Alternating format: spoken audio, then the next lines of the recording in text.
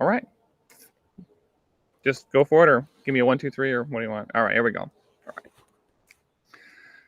Hello, everyone. My name is Kalen Spencer, and I want to welcome you to Developing Ministry Pathways, how to avoid being busy without actually doing anything in ministry. First, I'll introduce myself, but then we'll get to more of that later. So, as I mentioned, my name is Kalen Spencer. I am a church planner with my wife and 4 kids in Sanchong District in New Taipei City. I've been in Taiwan for about 11 years, but have been doing ministry here for about 6. And before we move into this content, I have to give credit where credit is due. So much of this content comes from John Thomas and the City to City church planner training, which I did a few years ago, and I've built on it from there. So it's not original, but it's been really helpful. And I think that hopefully more people in this community utilizing this tool will be able to refine it and apply it better to our context. So normally, if we were doing this in person, I would give everyone a chance to share your name, share where you're from, your ministry, and why you joined this seminar, because that'll be helpful for later. But in this format, I'm just going to go for it, and you can pause as you need to and do interaction as you're able. So with that, let's jump on in.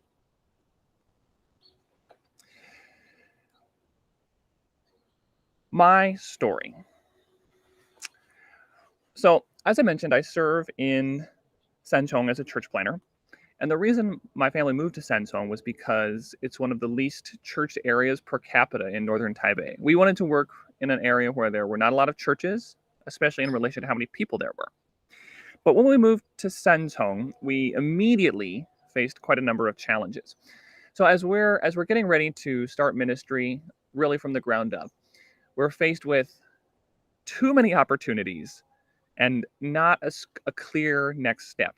So you start brainstorming, you realize you could do anything. You could do serving the poor. You could do random evangelism. You could run outreaches. You could run English camps. You could run anything you wanted. And with so many options, it was a bit paralyzing. At the same time, with all this enthusiasm, you say, I want to do everything I can, but I also have limits. And I think every person in ministry encounters that difficulty. So there's so many opportunities. There's so many things you can do. There's so many different ways to move forward, but you also have limits. So how do you decide what to do? And that brings us to the question, when we're starting and in our ministry, are we busy but not actually doing anything? Because there's way too much and we can't do it all, it's easy to do a lot but not do anything effective. Or in other words, we don't do things that move us towards where we want to go. And so what we're going to talk about today is, how do we avoid that problem? What's a tool we can use to help us say, these are things that are important and they're going to move us forward in our goal. So that I'm working hard, I'm doing a lot, but I'm not just spinning my wheels. Now, before we move into the content itself, I want to give 2 disclaimers. The first is, this tool is not going to tell you what you should do in your ministry context. This is a tool to help you refine what you're doing in your ministry context. The second is, this is a tool, and so that means it's not going to address our heart idols. So we all have idols of performance, of other people's approval, of relaxing, of comfort, of security. And depending on how we develop our schedule or arrange our ministries, our heart idols are going to influence those. And so this is not a tool to address that. So if you're addicted to work, this tool is not going to help that addiction, but it might help you identify ways to scale back or focus your ministry as you deal with those other heart idols. So it's not going to tell you what you should do, and it's not going to address your heart idols, but hopefully it is going to help us know how to be busy and actually do something. So we're going to talk about developing ministry pathways. Now, the overview for today's content basically has 3 parts. First, we're going to talk about what are ministry pathways, and this will be the bulk of the content. After that, I'm going to give you a chance to develop ministry pathways in your own context. And again, adapted for online format. This will be less interactive, so this will be shorter, but you can pause it or come back to it anytime you need. So I'll offer that to you. And then for question and answer, if we were in person, would do that in person. But feel free to email me or connect in any way that would be helpful. And I'm happy to follow up with you for any questions about anything specific that we talk about today. So we're going to say, what are ministry pathways? How do you develop them in your ministry? And then are there any questions about what we're talking about today? So let's jump on in. Part one, what are ministry pathways? So first thing I want you to do is I want you to get a piece of paper and a pencil. And if you're watching, I want you to pause this video and then write down all the elements of your ministry. For example, do you have formal worship gatherings? What outreach events do you have? Do you have staff meeting? Are there times of specific evangelism? When do you do discipleship? When do you do tanfang? So take a minute, get a pencil, and just list these out.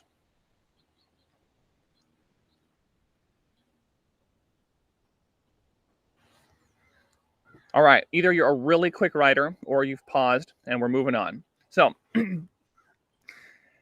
after you've written down all the elements of your ministry, I want you to put those aside, and I'm going to show you some things that we did when we first jumped into ministry in Sanzong. And what we're going to see is that not all ministries are created equal. That doesn't mean they're bad, but they're all going to serve different purposes. So here's my list. So when we first started ministry in our current location, I was teaching an English Bible class at a local middle school. My wife was doing a library English story time outreach. I would do random evangelism, on the streets or in coffee shops. We had a small group. My wife launched MOPS, which is MOPS stands for Mothers of Preschoolers. So it's a ministry directed at moms with young kids. We did a lot of relationship building, just, basically going door to door and meeting all of our neighbors. We did language exchanges. I ran a men's breakfast on Saturday morning. And then we had monthly family outreaches where we would organize things in the community and try to get a bunch of families to join us. So these were these were a lot of the main ministries that we were doing when we first started. As we consider the different kinds of ministries we have, there's basically three kinds of ministries as we look at them from the perspective of developing ministry pathways. So one kind of ministry is helping us meet people. These are meeting ministries. The next kind is building ministries. These are ministries that help us deepen or strengthen relationships with the people that we've met. And then the last would be connecting ministries. These are ministries that help us plug people into regular Christian fellowship or community. So you meet people, then you build a relationship, and then you get them connected. So we have meeting, building, and connecting ministries. As I look at my list, it's very clear that different kinds of ministries fall into these different categories. For example, Library Storytime is a meeting ministry. It's advertised to the public. We get lots of people who we've never met before. And when we're there, we just get our face out there. So we're meeting people through this. Lots of new people, lots of young families. And you're not going to be able to have a very deep conversation. Here's, an hour, 45 minutes of English. Here's who we are. Nice to meet you. So it's a meeting ministry. Random evangelism, life evangelism. So you're in the park playing with your kids. You start talking to a dad. That's meeting people. You're on the street with the intention of going out to share the gospel with people. That's meeting people. So basically going from stranger to meeting. That's any kind of meeting ministry. Now, the next set would be building ministries. So MOPS would be a building ministry. We have moms who come to a class. They have childcare provided for them. They get to hear a speaker. They do some icebreakers. And there's Christians in the ministry, but the content is almost never explicitly Christian. So it's a safe place to build these relationships. English Bible study is similar. Even though the content is explicitly Christian, very few people come initially simply for the Christian content. They're going because they're interested in learning English. And so through that, we build relationships with them. Men's breakfast, clearly I really like men's breakfast because it's on here twice. So lots of men's breakfast. But the point is, there's these people that you meet in the park or at the library, and then you say, hey, let's go have breakfast together. Oh, hey, we have this group of dads who get together for breakfast. You should come. So you build this relationship with them. There's no explicit Christian message, no explicit Christian content, but you're strengthening this relationship that you've made before. And then family monthly outreaches are similar because Not too many strangers are going to go to those, but people that we met at these other places could jump in, get more connected with us, get more connected with other people. So building relationships. We have meeting relationships or meeting ministries, building ministries. And last, we have connecting ministries. So connecting ministries, two examples would be small group and women's Bible study. These are explicitly Christian content. I mean, obviously, we want non-Christians to come, but you're saying, I'm coming to this because I want to learn the Bible. I'm coming to this because I want to hear about Jesus. I'm coming to this because I want to explore Christianity. Okay, so you have these three different kinds of ministries: meeting, building, and connecting. And probably, as I've rearranged them in this slide, you can see we're starting to develop pathways. Okay, I know that was kind of quick, so I'm going to go back. So meeting, building, connecting. Here we're listed in terms of ministries, different kinds of ministries. But here, if you look on the upper left side, we have the same categories: meeting, building, and connecting. And this is how we take our ministries and arrange them or design them so that they provide pathways. Now you'll notice on the upper right hand, I'm not sure if it's reversed, but on my screen, it's upper right hand, you have strangers. So these are people you don't know.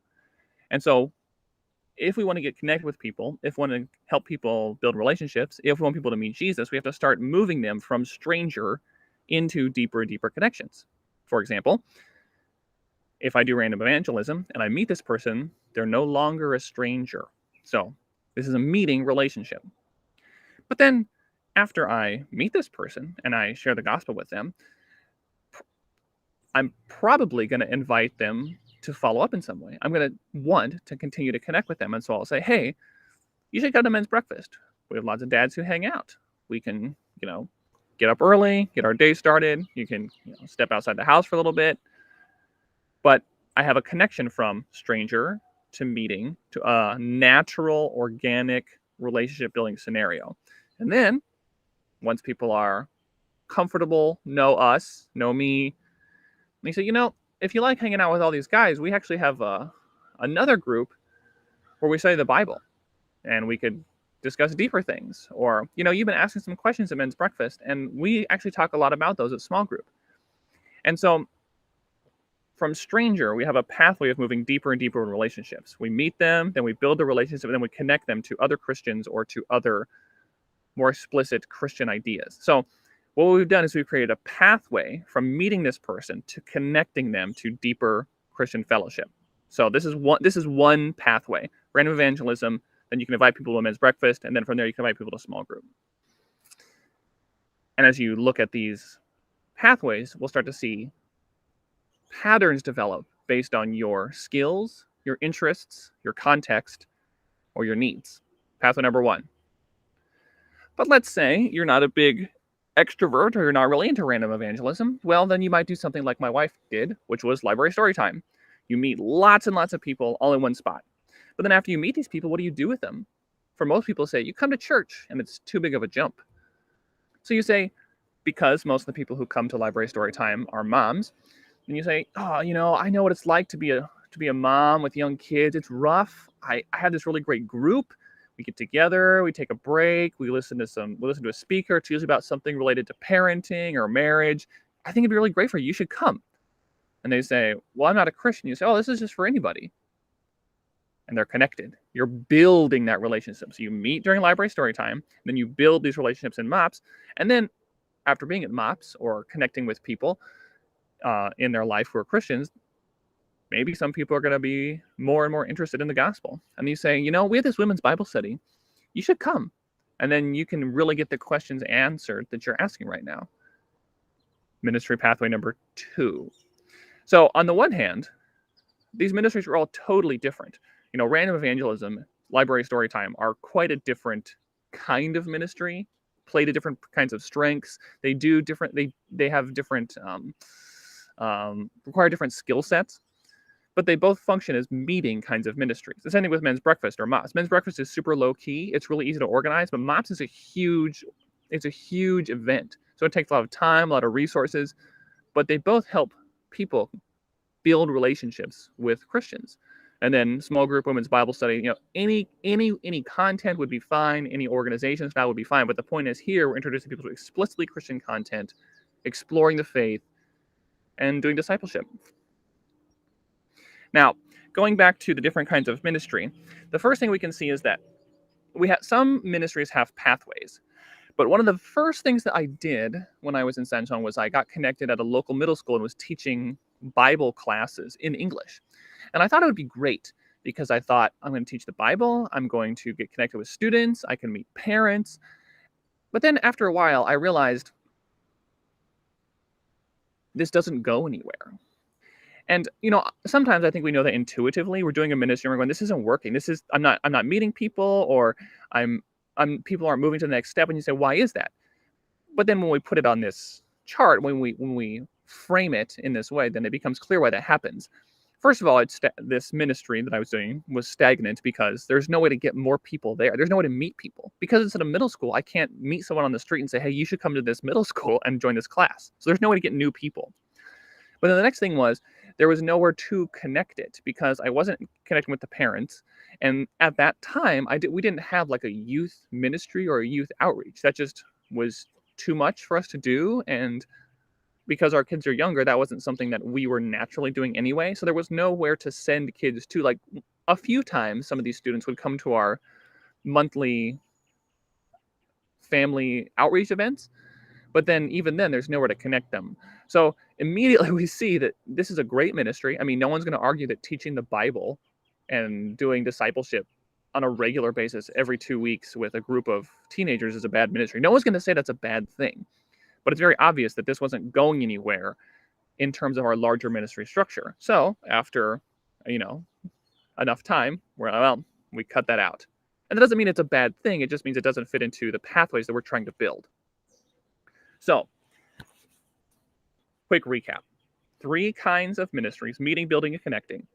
And the ideal design is to put these ministries together so that we create pathways. We move from meeting people all the way until they get plugged into relationships. Now, when we see this, first of all, it's really helpful for ministry in general, but it begs the question: a pathway to where? What are we doing? What's the goal? Now, for us, the goal was church, because our ministry is doing church planting. So for us, the goal is that in some way, all of these ministries would lead people into church. Now, what this doesn't mean is that this is going to be the goal of every person's ministry. Some people's ministries are more specialized or more broad, and so the goal is not to build a church.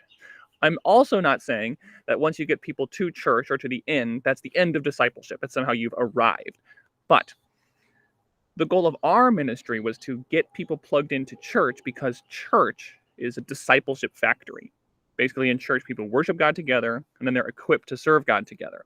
So I think that in some way, we need to have a last step of how we're going to get people either moving on in their faith or connected to a community that's going to continue to equip them.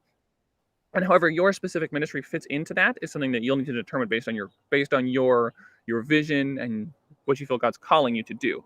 But all of our ministry pathways should lead us to some destination. And then that destination, in some way, is going to equip or enable these people to continue to grow in the Lord. So we have pathways that take us from stranger to our goal. And in our ministry was to church. Now, let's recap in reverse order. So that was all the content. And this time when we did it, we started with the ministries that you've already got going, because I assumed that most of us are already doing a lot of ministry. But in this time, we're going to go in reverse order. So first, you can see I've changed church to goal. So all of our ministry should have a goal. So what are we trying to build? What is something we're trying to change? Or what is something that we're trying to impact? So that's what we want to ask. Then, next question is, how do we go from stranger to belonging? And that's how we need this pathway. So ministry A, B, and C, taking us from stranger to goal. So as you're looking at your ministry, you want to ask those 2 big questions. We're going to say, where are we going? And what pathways do we take to help people get there? So this is the long and short of it. Ministry pathways help you evaluate what you're doing, where you're going, and how you're getting there. Now, there's some obvious benefits from this. First of all, as you look at a ministry pathway, you can see where there's any breaks in our chains. For example, for us with the English Bible study outreach, there was no feeders and there was no next step.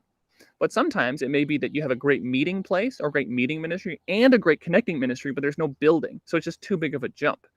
So if you look at your ministries in this way, you can see where you have dead ends and how you can fill them in, or you can see where you have drainers and you just take them out. You just stop doing them. So it provides an objective way to see where there's breaks in your ministry pathway. So that's the first benefit.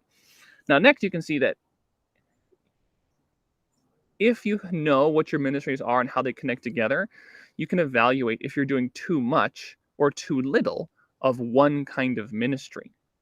Now, this is where I think it's really helpful for us because we all have different personalities, different strengths. Some of us love to meet people. We get out there, we run lots of events, we connect with lots and lots of people, and just meeting people. And that's great, and we need to do that. But if all of our ministries are meeting ministries, or if we have a really mature ministry and we already have lots of people there, we need to make sure that we have a balance, enough ministries to move people along the pathway. Or on the other hand, some people love Bible study. So they have Bible study, discipleship group, small group, Bible classes. But then you realize that there's not a lot of new people coming into these. Well, why is that? It's because there's not enough meeting or building ministries. So as we look at our ministries, we can also evaluate if we're doing too much or too little of one kind. And so we don't want to say, oh, this ministry is bad because it doesn't produce disciples, or oh, this ministry is bad because we're not meeting new people. They're all good. They're all important, but they're not equal. They all have to fit together. So first, ministry pathways helps us see where there's breaks in our chains. It helps us see where there's dead ends and how we can fill those in. Next, it helps us evaluate if we're doing too much or too little of one kind of ministry. We need all the ministries, but we need balance. And then finally, the benefit of this is that when we do these things, we could know if all of our busyness is actually doing anything. Because if we don't have pathways, then we end up spending a lot of time doing a lot of things, but sometimes can never moving forward. So this is a tool to help us do that. So as you are listening to this or evaluating your ministry, these are the questions you want to ask. What is your goal? And as you write these down, what are the dead ends in your pathways? So let's think. These are the benefits, and how do they apply to you? Now, if we were in a group, we'd all sit down and would say, what are some benefits you see of this? But if you're watching this, maybe grab your team, maybe grab your spouse, maybe grab some other missionaries and say, all right, here's our ministries. What are some benefits? What are some struggles? Where are we seeing breaks, dead ends, lack of goals, and brainstorm together? And this brings us to part 2. How do you develop ministry pathways? All right, this is again, a spot where I'm going to encourage everyone to pause as you need, but you will need a piece of paper and a pencil. And we're going to go through these questions one at a time. So you can, with your team or with your ministry leaders, ask yourself, how do we develop ministry pathways? So after you pick up your pencil, the first question is, what is your goal? Where are you trying to get people to? What kind of environment? What kind of relationship? What kind of impact are you trying to make? What are you trying to build, change, or impact? What's your goal? And if you don't know, just put a big question mark. So this will be in the bottom left-hand corner of your paper. What's your goal? Then from that bottom left-hand corner, you're going to build the chart, just like I had before. I'll move back up so you can see it. This chart. So you have building, meeting, connecting with extending circles outwards. Now, if you have this chart, write down all the ministries that you listed before. If you remember when we started, I said write down all the ministries that you're doing. Now, fill in the chart using those different ministries and think, Here's our strangers. So what ministries are meeting ministries? What ministries are building ministries? What are connecting ministries? And then that's all in light of your goal. So write down your goal, then draw your extending circles from the inside out, and then fill in your ministries on all those spots. Now, what do you see? If you don't have a goal, maybe this will help you set your goal. For example, if you have lots of ministries that are leading people into discipleship relationships, then maybe that would help you form some type of discipleship-oriented goal. Or if you have lots of ministries that are already focused on social outreach or serving the needy, then maybe your goal is somehow to equip or change or impact your city in that way. So if you don't have a goal, but you have lots of ministries, sometimes you can use your ministries to clarify a goal. Or maybe you just need to sit back and say, what is my goal? And then evaluate your ministries in terms of that goal. Then once you start looking at your ministries, you can ask yourself, where are there dead ends in your pathways? Where are there holes that need to be filled in? And then finally, do you have the appropriate amount of ministries based on each level of your goals and your current phase of ministry? So what I mean is, when you're starting out, you need more meeting people goals. You need more meeting people ministries because you don't know anyone. But then very quickly, you're going to need building and connecting ministries, because as soon as you meet people, you're going to want to be able to say, hey, you should come check this thing out. Hey, you should come over here. Hey, we have this other whatever. That gives you a natural bridge into those relationships. So at different points in your ministry, you may need more of one or another kind of ministry, but when you start out, you always need at least one of each to build those connections. All right. Now, this is where sharing would come in important. So if you and someone else have filled out this chart, then you're going to sit down together and look at each other's chart, or look at your own chart together and say, what do we see? What are we doing? What could we be doing? And another benefit of doing this in a group of missionaries or a group of ministers, people who have totally different ministry setups, is that you can actually get ideas for different ministries, even if you have different goals. So if you're doing outreach in homeless district, or you're doing church planning in downtown Taipei, like those are very different ministry goals, but you may be doing things or the person you're talking to may be doing things, and you're saying, hey, we could use this ministry as a building ministry, or we could use this ministry as a connecting ministry. And your goals will be different, but you can feed off of each other to see how the things that you're doing could fit into your ministry pathways. So don't just think, we have the different goals, our ministries are going to be different. Rather, we can consider what are specific meeting, building, and connecting ministries that we could use or adapt to help us reach our goals, or share with other people to reach their goals. So it's not like a one-size-fits-all. Let's see here. Yep. So you share. What do you need to adjust? How can sharing with other people help you better understand what you're doing and what they're doing? And then how can we borrow from each other? Okay, so now if we were to stop right here, this would be great and be really helpful. And I know for some people, this is probably a lot already. So I'm going to recap just one more time because I don't want people to feel like they're drowning. So ministry pathways means building streams or tributaries, roads, where we connect people from stranger to our goal. And it's built up of different kinds of ministries, meeting, building, and connecting. And you do these based on your personality, based on the needs of your ministry, based on your personnel. And once we start here, we're already going to start avoiding that being busy without doing anything problem. But there's a bonus. If this is our ministry pathway setup, we can also use these pathways to work backwards. So, in our church, we have women leaders, some who are really interested in Bible study. And so then you say, hey, you really like Bible study. I'm going to train you to be a Bible study leader. And then this person can lead their Bible study. And on the one hand, that's all they're doing. They have one clear ministry. They're a lay person. This is not their full-time job, but they have ownership over this ministry.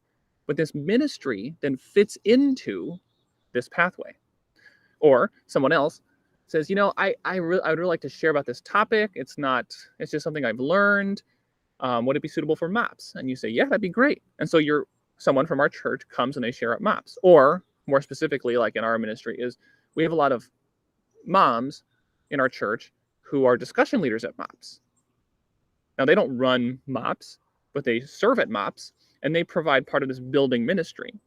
And then some people, they just really like meeting people, connecting people, being in front of people, and they say, "Oh, I could never lead a Bible study, but if you're doing this library outreach, I would love to lead a game for that."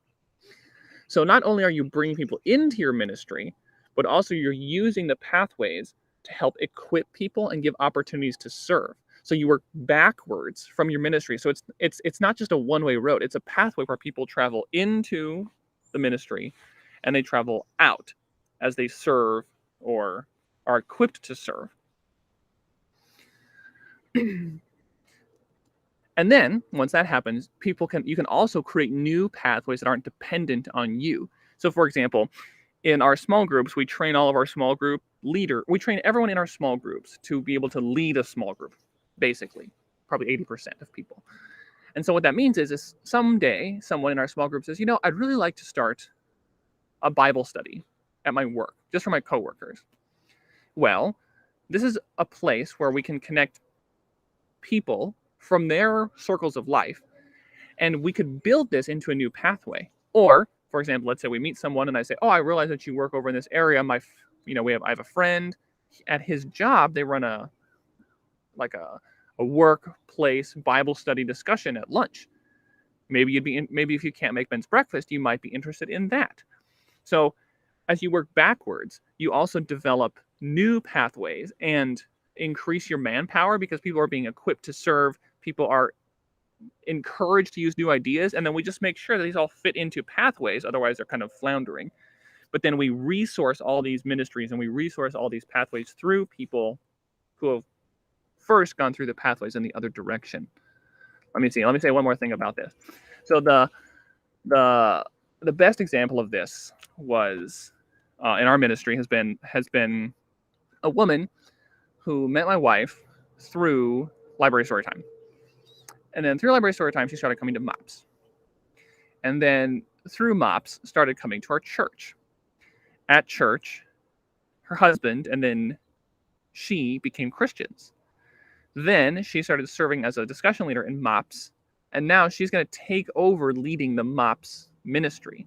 So we have this person who went from stranger through the pathway to becoming a Christian, and now has gone back out down the pathway to help other people do the same thing. So we have this ecosystem where we're meeting people, connecting with people, building with people, getting them plugged in, and then people are being sent out to serve, to grow, and to help other people do the same thing. And that is when I think the ministry can really flourish, is because then each of us is not being burned out. Each of us is not doing too much, but the pathways are still growing, getting stronger, or building new ones based on the people that God brings to you, based on their gifts, based on the goals of your ministry. So once we have pathways, we can start thinking about how not only to move them forward, but also how to use them to equip people, how to encourage people, because each person has their limits. So we can only personally develop so many pathways or oversee so many ministries. But part of discipleship is equipping people to strengthen, expand, or develop ministry pathways in their own ways.